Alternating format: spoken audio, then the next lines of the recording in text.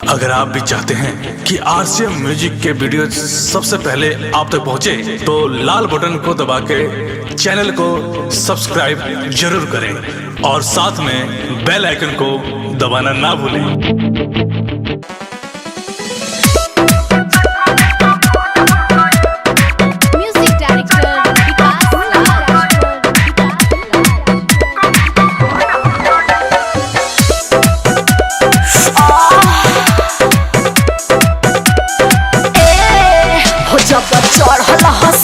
काहे हो बढ़े रोजो जो बनबो रे खीस की बत्ती सा नंबर हो गई।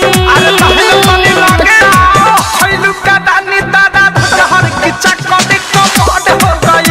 अरे नीचे से छुए का डगर रहर की चक्कर को मोड़ हो गई। डीजे पिता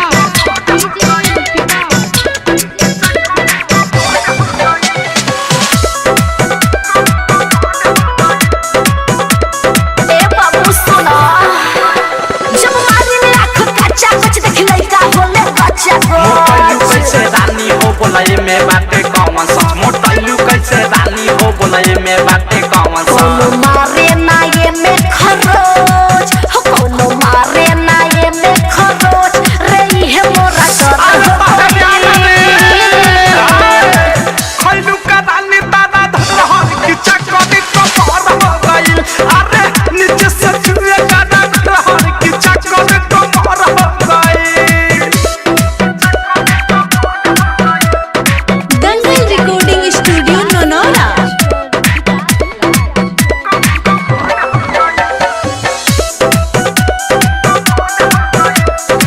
हैया मार डाला रे जब साथ बात में नाची ले ना कोनो से हम बाची ले रे पैसे भइले चाका चक देखिया से अपना जांची ले। रे पैसे भइले चाका चक देखिया से अपना जांची ले। जवन रहे के चाहे रे तोर हो जवन रहे के चाहे रे तोर उ मोरा का ऊपर अरे पैसे हो रे खइलू का दानी दादा धर की चक्कर को मोड़ हो गई।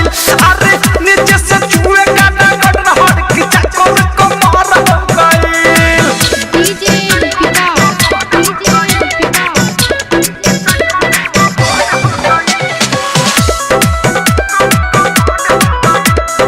अरे हट बाबू पिसा जइबा तोर बात लगता दीता रे सुन तो से कहेली अनीता रे प्रेमी औत से सुनाए जान तोर लौ के चोली के फीता रे। कहे प्रेमी औत से सुनाए जान तोर लौ के चोली के फीता रे। एगो लइका से मिल ले नी रात एगो लइका से मिल ले नी रात रे उहे बड़ा चर हो गई अरे सुन कइले खइलू का दानी दादा धर की चक्कर को मोड़ हो गई।